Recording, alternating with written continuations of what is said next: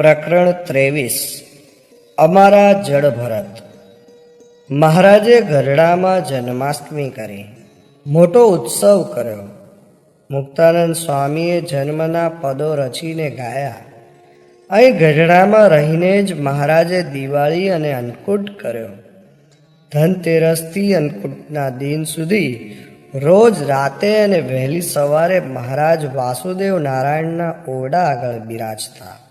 સંતો આસપાસ દીપમાળા પૂરતા, રંગોળી રચતા અને દિવાળીના પદો બનાવીને ગાતા। મહારાજ દૂધ દોહાતું ત્યાં જઈ ઊભા રહેતા। ઓછું દોયું હોય તો પોતે તાંબડી લઈ પૂરું દોહી લેતા। સાંજે લક્ષ્મીવાડીમાં ઘોડા ખેલવતા। અન્નકૂટને દિવસે સાંજે જમવાની પંક્તિ થઈ ત્યારે મહારાજે કહ્યું, સૌ નાના સંતો પીરસે અને મોટેરા સંતો પ્રથમ પંગતમાં જમવા બેસે। એમ કહી પોતે સૌને આગ્રહ કરી જલેબી પીરસી। માગસર મહિનો હતો। ગઢડામાં એક હરિભક્તે જાડો ધાબળો મહારાજને ઓઢાડ્યો। ધાબળો જાડો અને બરછટ, શરીરે કરડે તેવો, શરીરે સહેજ જોરથી ઘસાય તો ચામડી લાલ થઈ જાય તેવો। પરંતુ પેલા હરિભક્તે ખૂબ ભાવથી ધાબળો ઓઢાડેલો, તેથી મહારાજ નિત્ય તે ધાબળો ઓઢીને કથા કરવા બેસતા। આ જોઈ કેટલાક સંતોએ યુક્તિપૂર્વક મહારાજ આગળ ધાબળો માગી જોયો, પણ મહારાજે તેમને કામળી અપાવી, પણ ધાબળો દીધો નહીં। પૂનમનો દિવસ હતો। સવારના પહોરમાં મહારાજ કથા કરતા હતા તે વખતે એક હરિભક્ત મહારાજને સુંદર જૂની કામળી ઓઢાડવા આવ્યા। ત્યારે મુક્તાનંદ સ્વામીએ ગુણાતીતાનંદ સ્વામીને કહ્યું, મહારાજ ઓઢે છે તે ધાબળો ખૂબ વજનદાર, જાડો અને બરછટ છે। ચામડી પર ઘસાય ત્યારે લોહીના ટસિયા ફૂટી જાય છે, માટે તમે મહારાજ આગળ તે ધાબળો માગજો। ગુણાતીતાનંદ સ્વામી કહે, ભલે। પેલા હરિભક્તે મહારાજને કામળી ઓઢાડી। તે વખતે ગુણાતીતાનંદ સ્વામીએ મહારાજ આગળ ધાબળો માંગ્યો। મહારાજે ના પાડી।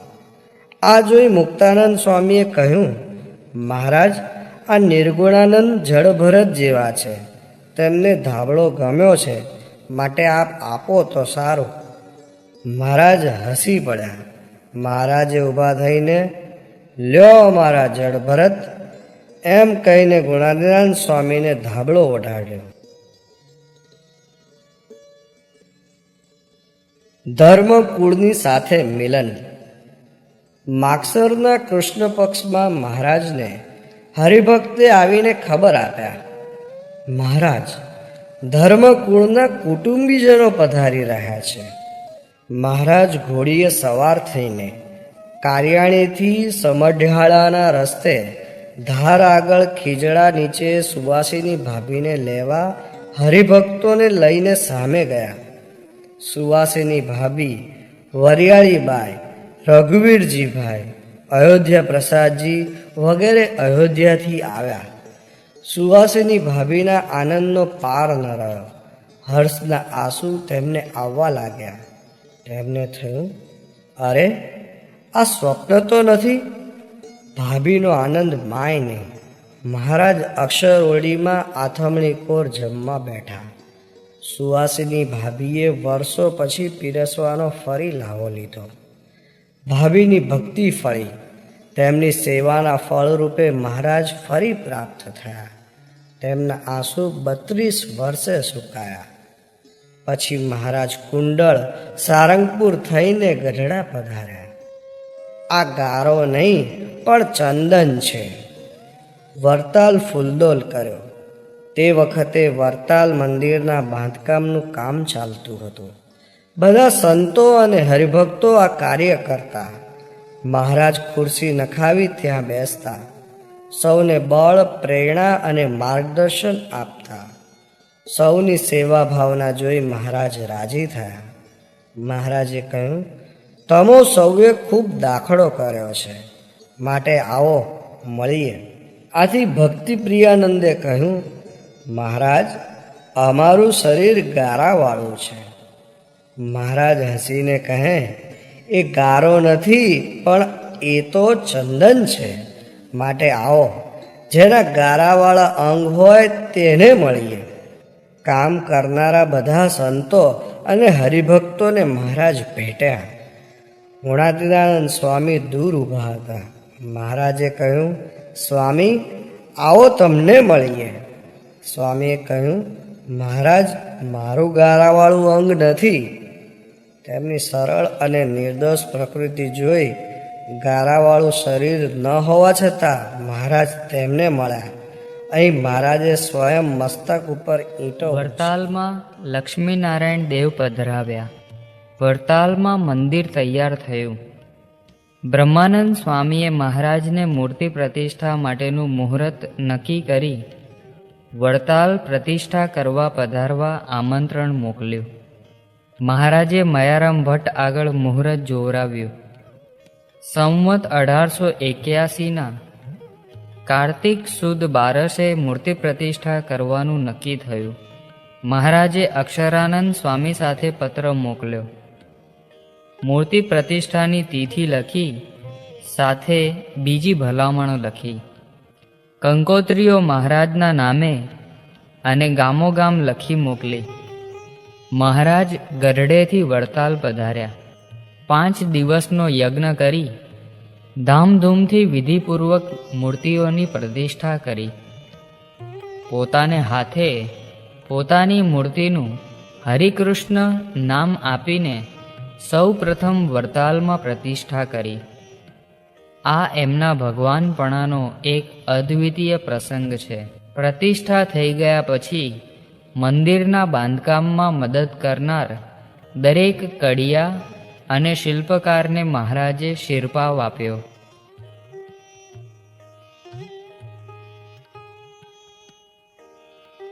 સુરતમાં પધરામણી. વડતાલમાં લક્ષ્મીનારાયણ દેવની પ્રતિષ્ઠા વખતે મહારાજે સુરતના અતિશય પ્રેમી હરિભક્તોની વિનંતી માન્ય રાખી સુરત પધારવાની હા પાડી. પોતે આપેલા વચન પ્રમાણે તેઓ કાર્તિક વદ બીજે વડતાલથી સુરત જવા નીકળ્યા. શોભારામ શાસ્ત્રી, નિત્યાનંદ સ્વામી, ભગવદાનંદ સ્વામી એવા ભણેલા સંતો ને કેટલાક મોટેરા હરિભક્તોને લઈને મહારાજ સુરત જવા નીકળ્યા. માર્ગમાં બોચાસણ રાત રહ્યા. ભરૂચમાં નર્મદા તીરે સ્નાન કર્યું. વહાણમાં બેસી નર્મદા પાર કરી વિચરણ કરતા કરતા તાપી નદીને કાંઠે આવ્યા. તાપી નદી ઉતરીને તાપીના આરે પારસીના રુસ્તમ બાગમાં આવીને ઉતર્યા. કાર્તિક વદ 7મનો દિવસ હતો. સુરતના હરિભક્તો સામા આવ્યા. તેમને મહારાજે કહ્યું, અમો કાલે સુરત આવીશું. ત્યાં સુધીમાં વડતાલથી પરમહંસોનો સંઘ આવી જશે. પગે લાગીને હરિભક્તો શહેરમાં પાછા ગયા. મહારાજનું સામયું કરવાની તૈયારીઓ હરિભક્તો કરવા લાગ્યા. સાંજે પારસી ભક્ત ખાન અર્દેશરજીએ મહારાજ પર પત્ર લખી મોકલ્યો. અમો સામયું લઈ આપને ગામમાં પધરાવવા આવીશું, તો આપ અમારું આમંત્રણ સ્વીકારશો. સાંજે નિષ્કુળાનંદ સ્વામીએ રુસ્તમ બાગમાં સુંદર હિંડોળો આંબલીની ડાળે બાંધી મહારાજને ઝુલાવ્યા. પછી મહારાજે સૌ સંતો તથા હરિભક્તોની સભા કરી કહ્યું, હરિભક્તોએ પરસ્પર એકબીજાનું મહાત્મ્ય સમજવું. તમે સૌ ધ્રુવ, પ્રહલાદ, અમરીશ જેવા છો. માટે કોઈએ કોઈનો અભાવ ન લેવો, કોઈએ કોઈની ઈર્ષ્યા ન કરવી. સંપ, સુહૃદભાવ અને નિર્દોષ ભાવ પરસ્પર રાખવો. આવો મહિમા સમજશો તો ક્યારેય સત્સંગમાં વિક્ષેપ નહીં આવે. હે સંતો, તમો સૌ બરોબરિયાપણું આવવા દેશો નહીં. નિયમ ધર્મ સારધાર પાળજો. વર્તન શુદ્ધ રાખજો. કોઈ પણ સાધુએ હરિભક્ત આગળ કાંઈ માગવું નહીં. પુસ્તક, ચપ્પુ, કાતર, દોરા, સોય કાંઈ પણ જોઈતું હોય તો પોતે માગવું નહીં. પોતે જે મંડળમાં હોય તે સદ્ગુરુની કે મહંતની પાસે જઈને તેમની પાસે માગવું. તેઓ જેમની પાસે માગવા જેવું હશે તેમની પાસેથી મંગાવીને જરૂરી વસ્તુ આપશે, જરૂરી વસ્તુ અપાવશે. સાધુએ તો રાત દાડો કથા, વાર્તા, ભજન, સેવા અને સમાગમમાં કાળ પસાર કરવો. બીજે દિવસે પારસી અર્દેશર કોટવાલ, તેમના ભાઈ પીરુષા કોટવાલ, ભાલચંદ્ર શેઠ, હરગોવિંદ પટેલ, મહેતા જગજીવનભાઈ, શેઠ લક્ષ્મીચંદ મારફતિયા, દયારામ, માણેકચંદભાઈ વગેરે મોટેરા હરિભક્તો વિલાયતી બેન્ડવાજા અને હરિભક્તોનો સંઘ લઈ મહારાજને તેડવા આવ્યા.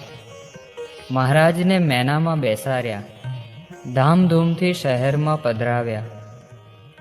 એકાદશીને દિવસે સુરતના વિદ્વાન શાસ્ત્રીઓને બોલાવી શાસ્ત્રાર્થ કરાવ્યો.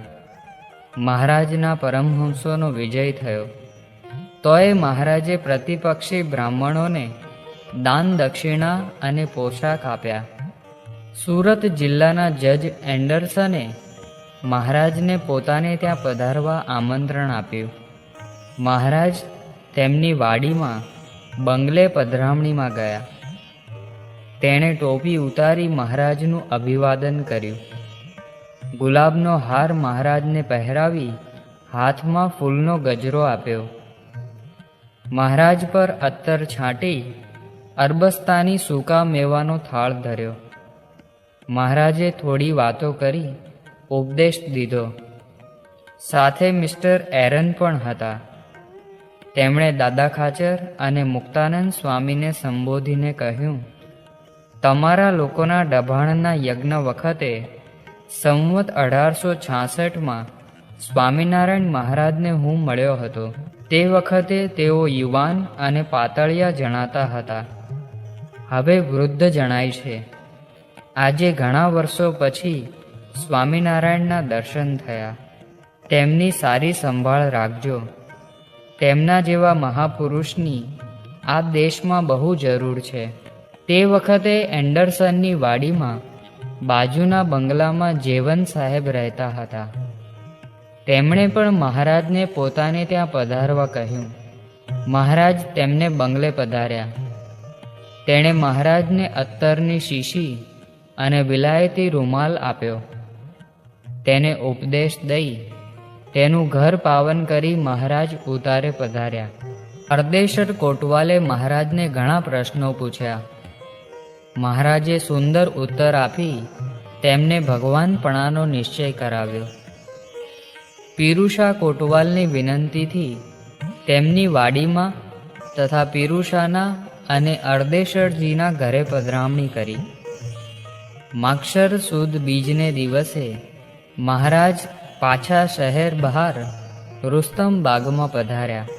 આજથી આ રુસ્તમ બાગ નારાયણ બાગ તરીકે ઓળખાતો થયો. મહારાજે ત્યાં સભા કરી સુરતના હરિભક્તોને ઉપદેશ દીધો. છેવટે અર્દેશર કોટવાલે ઊભા થઈને મહારાજને પ્રાર્થના કરી, હે મહારાજ, આપ ખોદાઈ છો, આપ અહુર મઝદ છો.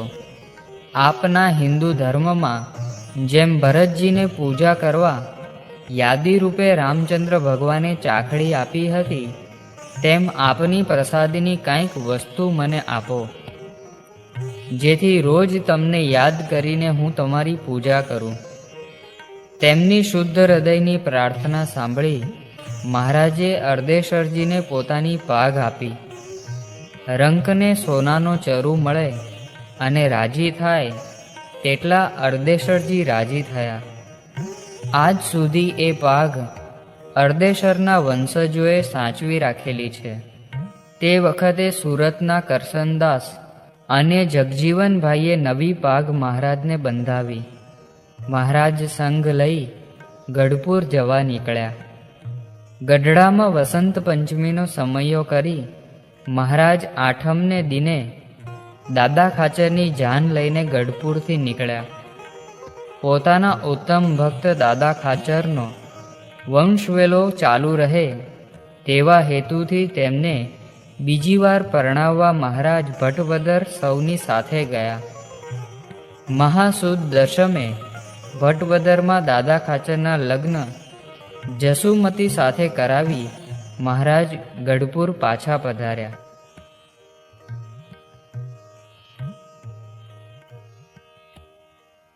બિશપ હેબર સાથે મુલાકાત. આ સમયમાં ખ્રિસ્તી ધર્મ પ્રચાર મિશનના વડા રેવરન્ડ બિશપ હેબર કલકત્તા તરફ ઉત્તર ભારતમાં ખ્રિસ્તી ધર્મના પ્રચાર માટે ફરતા હતા. તેઓ ગુજરાતમાં આવ્યા. વડોદરામાં કલેક્ટર વિલિયમ્સને બિશપ હેબરને શ્રીજી મહારાજે કરેલ સમાજ સુધારાના અને ધર્મ સુધારાના કાર્યનો મહિમા કહ્યો. વિલિયમ્સને કહ્યું, સ્વામિનારાયણે ઘણું સુંદર કાર્ય કર્યું છે. તેમની ધર્મ સુધારક તરીકેની અતિશય લોકપ્રિયતા અને ઉપદેશની મને વડોદરામાં આવ્યા પછી ખબર પડી. તેમનો ધર્મોપદેશ હિન્દુ શાસ્ત્રોમાં કહ્યો છે તેનાથી પણ ઉચ્ચતર છે. તેઓ વિશુદ્ધ આચરણ અને સ્ત્રીઓ પ્રત્યે પવિત્ર દ્રષ્ટિએ માનથી જોવાનું ઉપદેશે છે. તેઓ ચોરી અને ખૂનનો નિષેધ કરે છે. જે ખરાબમાં ખરાબ ગામો અને જિલ્લાઓમાં તેમણે કાર્ય કર્યું છે તે પ્રદેશો આજે સૌથી સારા અને કાયદા વ્યવસ્થા રાખનારા છે. આટલી વાત સાંભળી ત્યાં જ બિશપ હેબરના અંતરમાં પ્રકાશ થયો. તેમના અંતરમાં મહારાજને મળવાની ઉત્કંઠા થઈ આવી. આથી તેમણે મહારાજને નડિયાદમાં મળવા માટે કહેવરાવ્યું. મહારાજ તે વખતે ડભાણ બિરાજતા હતા. મીઠાઈના પડિયા અને હારતોરા આપી મહારાજે 6 હરિભક્તોને વાસદ બિશપ હેબર આગળ મોકલ્યા. તેમણે સાહેબને હારતોરા કરી મીઠાઈનું નજરાણું આપ્યું. બિશપ હેબરે આ 6એ સામે જોયું. વાણિયા શેઠ, કોળી ઠાકુર, રાજપૂત, રાયત અને મુસલમાન એવા 6 ભક્તો કપાળમાં તિલક ચાંદલા સાથે નમન કરી ઊભા રહ્યા. આવા પરસ્પર વિરોધી સ્વભાવ અને સંસ્કારવાળા લોકોને જોઈ બિશપ હેબર છક્ક થઈ ગયા. તેને કુતૂહલ થયું કે મુસલમાન, કાઠી, કોળી અને વાણિયા ભેગા જ કેવી રીતે થયા. તેણે આશ્ચર્યથી પૂછ્યું, શું તમે બધા સ્વામિનારાયણના ભક્તો છો? તમે બધા સાથે કેવી રીતે રહી શકો છો? ત્યારે તેમણે પ્રત્યુત્તર વાળ્યો કે અમે ભલે જુદી જ્ઞાતિના હોઈએ, પણ અમે સૌ ભગવાન સ્વામિનારાયણના ભક્તો છીએ. તેમણે અમને શીખવ્યું છે કે એકબીજાને ભાઈઓ ગણવા અને સંપ સુરતભાવથી રહેવું. બિશપ હેબર લિખિત narrative of a journey to the upper પ્રોવિન્સીસ of India, પાના નંબર 107. બિશપ હેબરને માટે આ વસ્તુ કલ્પના બહારની હતી. તેને ખાતરી થઈ ગઈ કે મહારાજનું કાર્ય ખરેખર મહાન હોવું જોઈએ. આવી જાતિના લોકો ક્યારેય જંપીને અને સંપીને રહી શકે નહીં. તેનામાં ભ્રાતૃભાવ સિંચનાર પુરુષ ખરેખર મહાન હશે. બિશપ હેબરે ઇંતેજારીથી પૂછ્યું, મહારાજ ક્યારે મળવા આવશે? હરિભક્તોએ કહ્યું, આવતીકાલે સવારે 11 વાગે નડિયાદમાં મહારાજ મળવા આવશે. બિશપ હેબર બહુ રાજી થયા.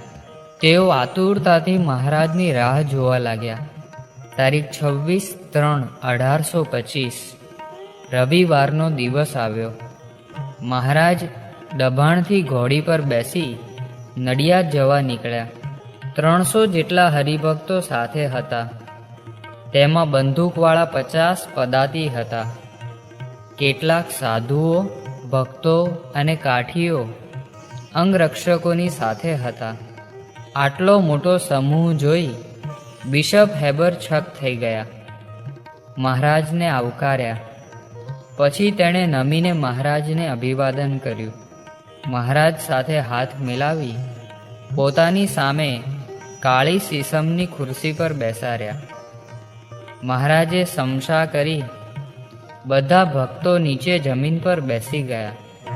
મહારાજની મૂર્તિ અને આટલા બધા શ્રદ્ધાળુ અને આત્મસમર્પણ કરે તેવા ભક્તોનો સમૂહ જોઈને બિશપ હેબરને મનમાં થયું, મારા અંગરક્ષકો મારી સંભાળ લે છે, પરંતુ તેઓ મને ઓળખતા નથી કે મારી પરવા કરતા નથી.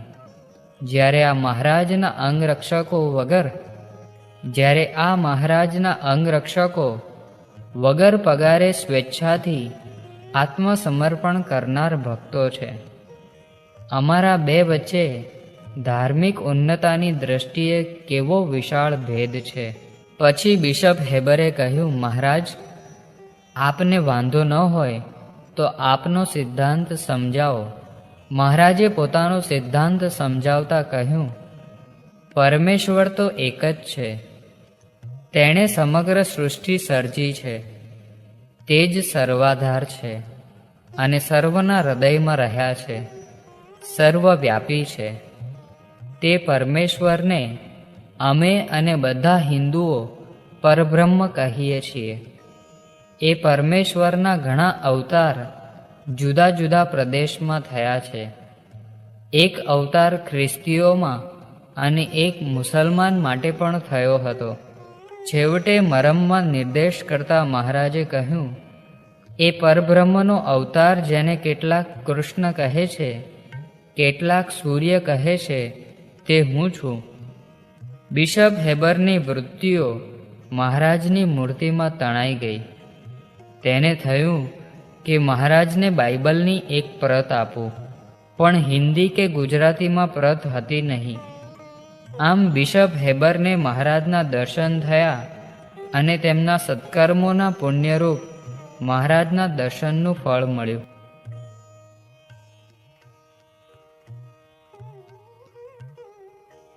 દ્વારિકાની ગોમતી વરતાલમાં. એ જમાનામાં દ્વારિકાની તીર્થયાત્રાનો મહિમા બહુ ગણાતો. ઉત્તરે બદ્રી કેદાર, પૂર્વે જગન્નાથપુરી, દક્ષિણે રામેશ્વરની યાત્રા કર્યા પછી પશ્ચિમે દ્વારિકાની યાત્રા સૌએ કરવી જ જોઈએ. દ્વારિકાની યાત્રા વગર ભલે આખા દેશના બધા તીર્થોની યાત્રા પગપાળા કરી હોય તો પણ અધૂરી ગણાતી. દ્વારિકામાં ગોમતીમાં સ્નાન કરી બાહુ અને છાતીમાં તપ્ત મુદ્રા લઈને પછી દ્વારિકાધીશના દર્શન કરી આવનારની બધી યાત્રા પૂર્ણ થઈ ગણાતી. પરંતુ દ્વારિકાની યાત્રામાં કષ્ટ બહુ હતું. માર્ગમાં ચોર લૂંટારૂનો ભય હતો. દ્વારિકાની વાટે બાવાઓ અને વૈરાગીઓનો ત્રાસ વેઠવો પડતો. વળી દ્વારિકાને પાદર ગુગળીઓ સોનામોહર લીધા વગર તપ્ત મુદ્રા આપતા નહીં. પૈસા ન આપનારને તેઓ બહુ ત્રાસ આપતા. આવો કડવો અનુભવ ધર્મકુળની સાથે ગયેલા સચ્ચિદાનંદ સ્વામીને પણ થયો હતો. આથી વરતાલમાં લક્ષ્મીનારાયણ દેવ પધરાવ્યા ત્યારે મહારાજે કહ્યું હતું, આ દ્વારિકાનાથ જ છે. અહીં દ્વારિકાની માફક તીર્થ સ્નાન થશે. હરિનવમીનો સમયો કરવા મહારાજ ચૈત્ર સુદ સાતમે વરતાલ પધાર્યા. દેશ દેશથી હરિભક્તો દર્શને આવેલા. તે વખતે વરતાલમાં ધારું તળાવ ખોદવાનું પૂર્ત કર્મ ચાલતું હતું. અડધું તળાવ ખોદાઈ ગયું હતું. તળાવ ખોદાવાનું કામ અક્ષરાનંદ સ્વામી કરાવતા. મહારાજે વરતાલને દ્વારિકા જેવું તીર્થ બનાવવાનો સંકલ્પ કર્યો. એકાદશીનો સમયો મહારાજે ધામધૂમથી કર્યો. સૌ હરિભક્તો કથા વાર્તા સાંભળી પોતપોતાને ઉતારે જઈને સૂતા. સવારે સૌ જાગ્યા તે પહેલાં સૌને તીર્થરૂપ ગોમતી નદી અને રૂકમિણી દ્વારિકાનાથના દર્શન સ્વપ્નમાં થયા. સૌએ પરસ્પર એકબીજાને પોતાના સ્વપ્નની વાત કરી. સૌએ મહારાજને પણ સ્વપ્નની વાત કરી. આ સાંભળી મહારાજે કહ્યું, દ્વારિકાધીશ પ્રસન્ન થઈને પોતાનો સર્વ સમાજ લઈને અહીં આવીને રહ્યા છે અને લક્ષ્મીનારાયણ દેવ તે રૂકમણી દ્વારિકાધીશનું જ સ્વરૂપ છે તેમ સમજજો. તીર્થરૂપ ગોમતી તળાવ પણ હવે અહીં આવીને નિવાસ કરશે. માટે ચાલો સૌ ધારુ તળાવ ખોદીને પૂર્ણ કરીએ. પૂનમ સુધીમાં કામ પૂરું કરી નાખો. આપણે દ્વારિકાની ગોમતી અહીં આણવી છે. સૌ હરિભક્તો મંડી પડ્યા. મહારાજ પોતે જઈને તળાવને કાંઠે ખુરશી નખાવી કામ પર દેખરેખ રાખવા બેઠા. પોતે પણ ટોપલા ઉપાડ્યા, ગાળ કાઢ્યો. સારા સારા ઘરના હરિભક્તો પણ તળાવ ખોદવાના કામમાં લાગી ગયા. સ્ત્રીઓ અને પુરુષો, વૃદ્ધ, યુવાન, બાળક, ઉચ્ચ નીચ સૌ વર્ણના ભક્તો કામે લાગી ગયા. પૂનમ સુધીમાં તો બધો ગાળ નીકળી ગયો. ચારે કોર ખોદવાનું પૂરું થવા આવ્યું. સાંજ ઢળી ગઈ હતી. મહારાજ 2 ઈંટ ઉપર ઊભા હતા. સવારથી મહેનત કરનાર દરેક બાઈ ભાઈ હરિભક્તને મહારાજ આશીર્વાદ અને કંઈ ને કંઈ પ્રસાદી આપવા માંડ્યા. છેલ્લે વારો આવ્યો છાણીના તેજા ભક્ત અને તેમના હરિજન મંડળનો. તેઓ સૌ ઘૂંટણ ભરી મહારાજને પગે લાગ્યા. તેમણે સૌએ તન તોડીને સેવા કરી હતી. મહારાજે તેમની સેવાની કદર કરતા વત્સલ ભાવે પૂછ્યું, તમને શું આપું? સૌના વતી હરિજનોના આગેવાન વણકર તેજા ભક્તે કહ્યું, મહારાજ, આમ ગરીબ પર અખંડ રાજી રહેજો. આપની મૂર્તિ અખંડ સાંભળે, આપનું અખંડ ભજન કરી શકીએ એટલા માટે આપ જે ઈંટો પર ઊભા છો તે અમને આપો. અમે મંદિર બાંધી તેમાં આ ઈંટો સ્થાપી મૂર્તિ પધરાવી પૂજન કરીશું, કથા કીર્તન ભજન કરીશું.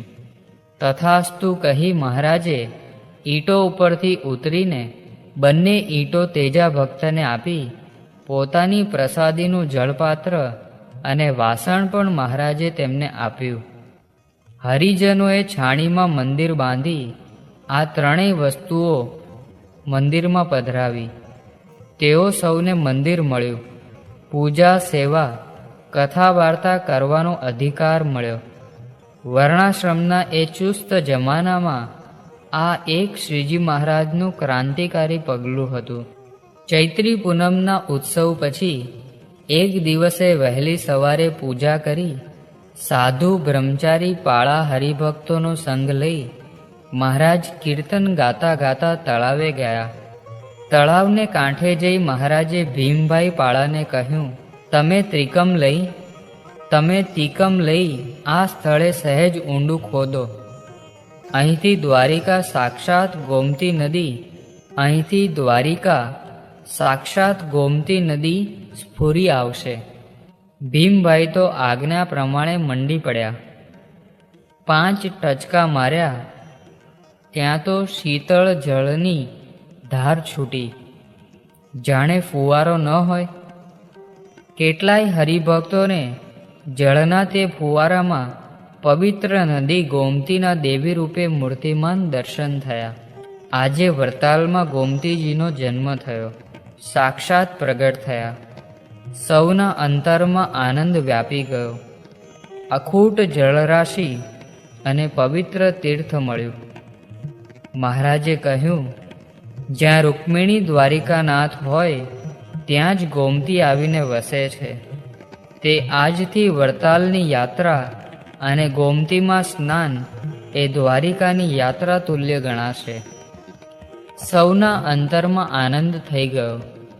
મહારાજે વૈકુંઠાનંદ વર્ણી અને વાસુદેવાનંદ વર્ણીને આજ્ઞા કરી કે આજે તમો સૌ હરિભક્તોને બાહુ અને છાતીમાં તપ્ત મુદ્રા આપો અને દાદા દવેની દીકરી જમનાને કહ્યું, તમો બધી બાઈઓને તપ્ત મુદ્રા આપો.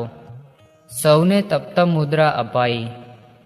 સાંજ સુધીમાં તો તળાવ આખું પાણીથી ભરાઈ ગયું. મહારાજે ધારુ તળાવનું નામ ગોમતી તળાવ પાડ્યું. સૌ ગોમતીમાં નાહ્યા અને કૃતકૃત્ય બન્યા. થોડા દિવસ વડતાલ રહી મહારાજે ગરડાની વાટ લીધી.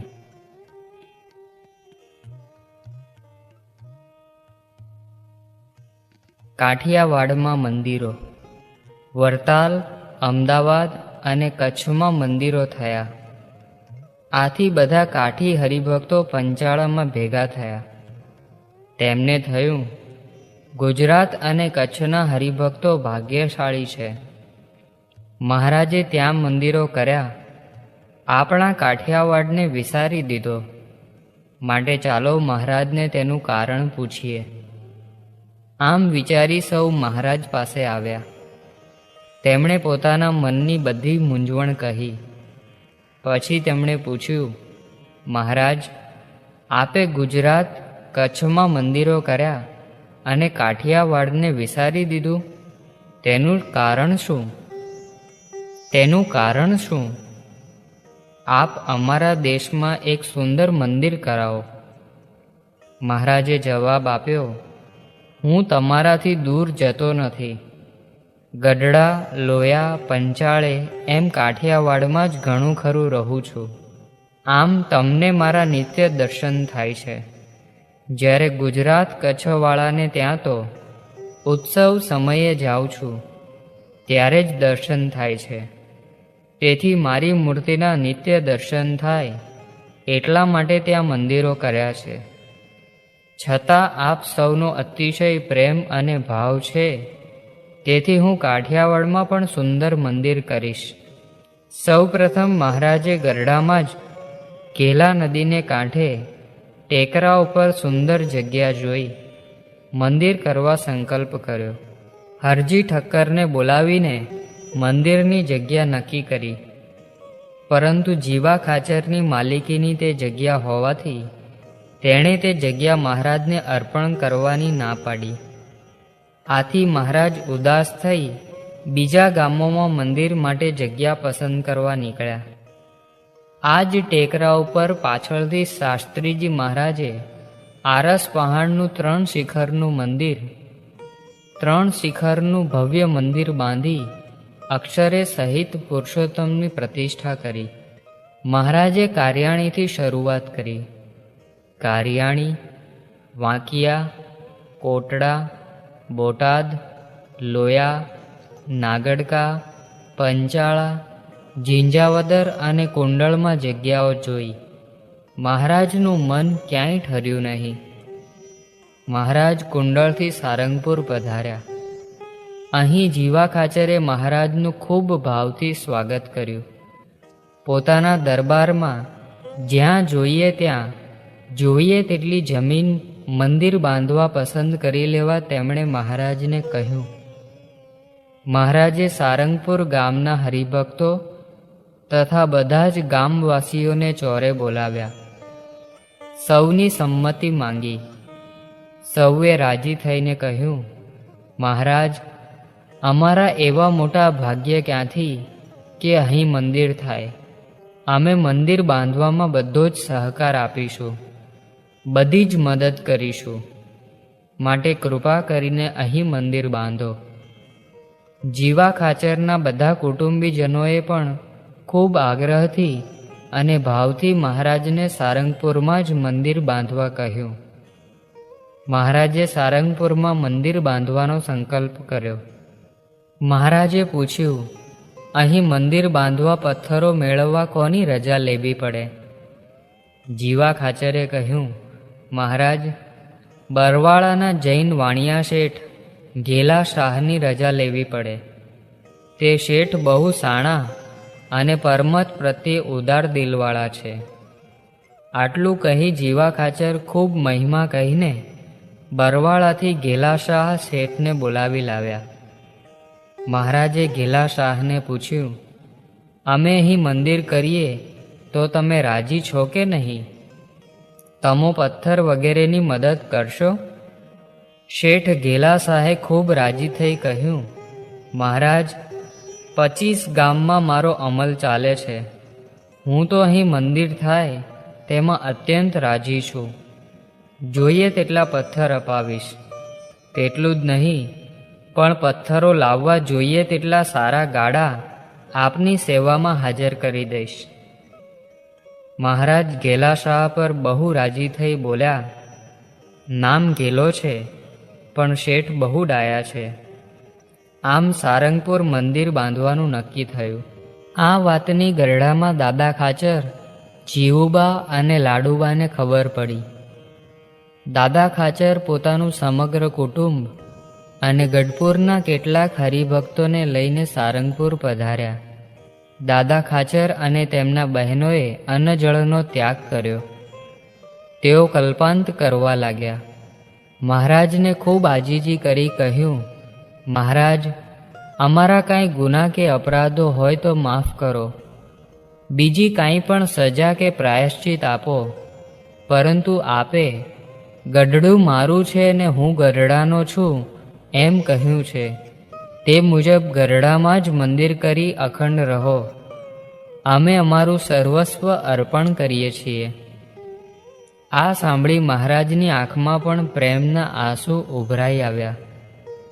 દાદા ખાચરની નિષ્ઠા, ભક્તિ અને સ્વાર્પણની ભાવના જોઈ મહારાજે રાજી થઈને ગઢડે મંદિર કરવાની હા પાડી. આમ મહારાજે દાદા ખાચરના ભાવને વશ થઈ ગઢડે મંદિર કરવા કબૂલ્યું.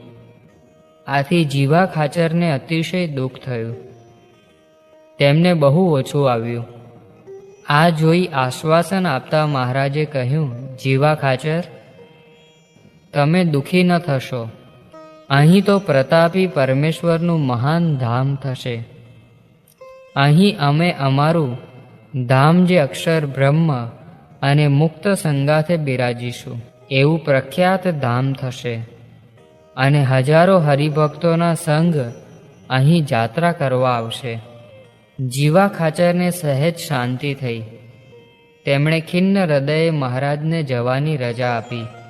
તે જગ્યાએ શાસ્ત્રીજી મહારાજે સંમત 1972માં મોટું 3 શિખરોવાળું મંદિર બાંધી અક્ષર પુરુષોત્તમ અને ધર્મકુળની મૂર્તિઓની પ્રતિષ્ઠા કરી છે. પછી મહારાજ સારંગપુરથી ગઢડા પધાર્યા. દાદા ખાચરે પોતાને રહેવાનો આખો દરબાર તાંબા પત્ર પર લખી આપીને મહારાજને કૃષ્ણાર્પણ કર્યો. પછી દક્ષિણાદા બારના ઓરડા જેમાં પાંચુબા રહેતા હતા તે પડાવી નાખ્યા. જ્યોતિષ આગળ મુહૂર્ત કઢાવ્યું. સંવત 1881ના જેઠ સુદ એકાદશીને શનિવારે ગઢડામાં શિખરબદ્ધ મંદિરનું ખાતમુહૂર્ત થયું. લખણી કરી સૌ આગળ સેવા કરાવી.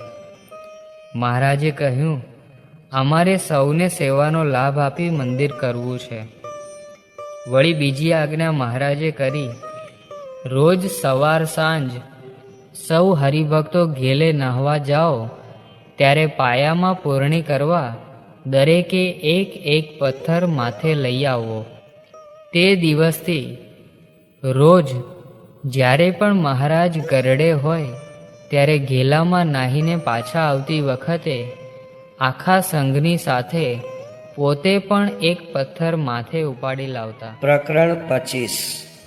શૂદ્રોને દ્વિજપણું દીધું. કાર્તિક પૂનમનો સમયો મહારાજે વરતાલ કર્યો.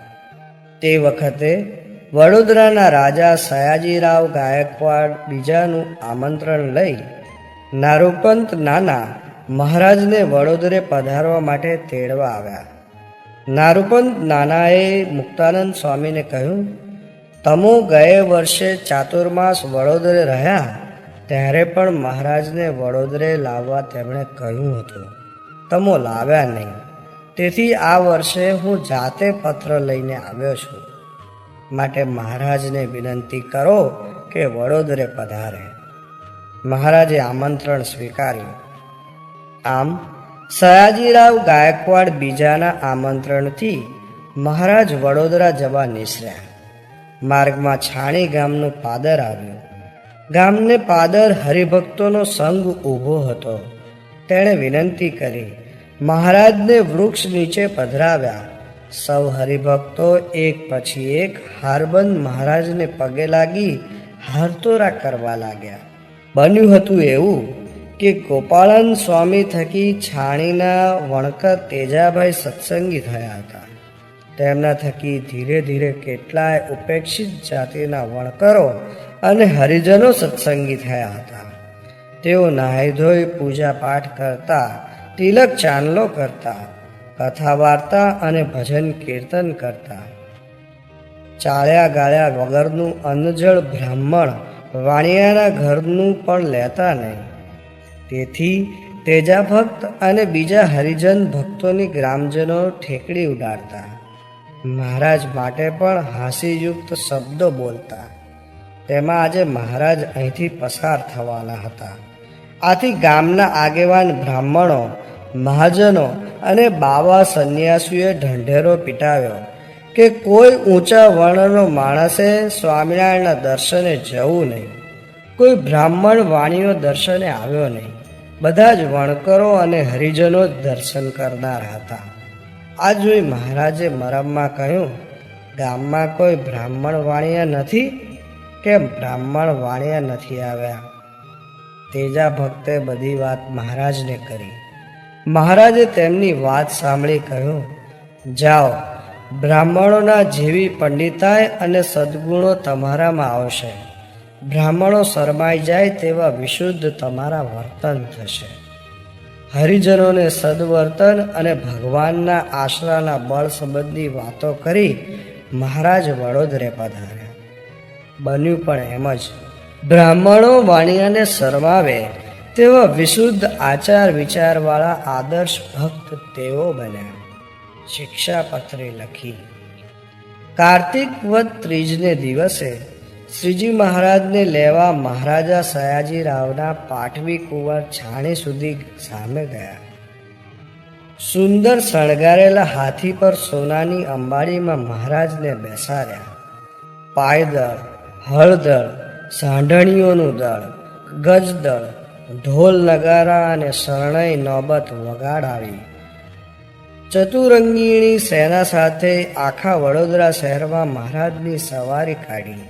સડકોની બંને બાજુએ, બારીએ, મેળીએ, ઝરૂખે એમ ચારે કોર માનવ મહેરામણ મહારાજના દર્શને ઉમટ્યો. શહેર આખામાં મહારાજને ફેરવીને મસ્તુ બાગમાં, દેવઘરમાં મહારાજને પધરાવ્યા. મહારાજના ચરણાવીનની પૂજા કરી. મહારાજને વસ્ત્રો, આભૂષણો વગેરે ધરાવ્યા. મહારાજ અહીં 3 દિવસ રહ્યા. મહારાજ સયાજી રાવને ઘણો ઉપદેશ દીધો. સૌને અપરંપાર સુખ દઈ મહારાજ વડતાલ પાછા પધાર્યા. વડતાલમાં કાર્તિક વદી એકાદશીથી મહારાજ પ્રાગજી દવે આગળ ભાગવતના દસમ, પંચમ અને એકાદશ સ્કંદની કથા સાંજે વંચાવતા. તે વખતે રોજ સવારે મહારાજે નારાયણ મહેલમાં એકાંતમાં બેસી શિક્ષાપત્રી લખવાની શરૂ કરી. તે સંવત 1882ના વસંત પંચમીને દિવસે લખાઈ રહી. નીતિ, નિયમ, ધર્મ, જ્ઞાન, વૈરાગ્ય, ભક્તિ, પૂજા રીતિ, સંત, શાસ્ત્ર, સેવા અને સમાગમની વ્યક્તિ તેમાં લખી. મહારાજ શિક્ષાપત્રીનું પુસ્તક લઈને સભા મંડપમાં આવ્યા. દરેક વિદ્વાન સંતે શિક્ષાપત્રી જોઈ. પછી સવિત્રાનંદ આદિ લહ્યા સાધુઓ આગળ શિક્ષાપત્રીની કેટલીક પ્રતો તૈયાર કરાવી. દરેક સંતને એક પ્રત આપી. દરેક ગામમાં એક પ્રત મોકલી. સૌને શિક્ષાપત્રીનો નિત્ય પાઠ અથવા શ્રવણ અને પૂજન કરવાની મહારાજે આજ્ઞા કરી. ધોલેરામાં મૂર્તિ પ્રતિષ્ઠા. વસંત પંચમીનો સમયો વડતાલમાં ધામધૂમથી કર્યો. સમયા પર મછિયાવ અને અમદાવાદના હરિભક્તોએ એકી સાથે હઠભરી પ્રાર્થના કરી કે હે મહારાજ, અમારે ગામ પધારી આ ફૂલદોલનો ઉત્સવ કરો. મહારાજ તેમના પ્રેમ આગળ વશ થઈ બોલ્યા, તથાસ્તુ. મહારાજ ડભાણ મહેમદાવાદ થઈ આગળ ચાલ્યા. પોતાનું અને આખા સંઘનું બીજું સ્વરૂપ ધારણ કરી એકી સાથે અમદાવાદ અને મછિયા પહોંચ્યા. બેવ ઠેકાણે ફૂલદોલનો ઉત્સવ કર્યો, રંગે રમ્યા, સૌના મનોરથ પૂરા કર્યા. પછી મછિયાઓથી નીકળી તે સ્વરૂપ અદ્રશ્ય કરી દીધું.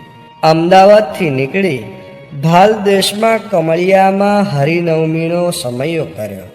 અહીં ધોલેરાથી અદ્ભુતાનંદ સ્વામી અને પૂંજાબાઈએ આવી મહારાજને પ્રાર્થના કરી.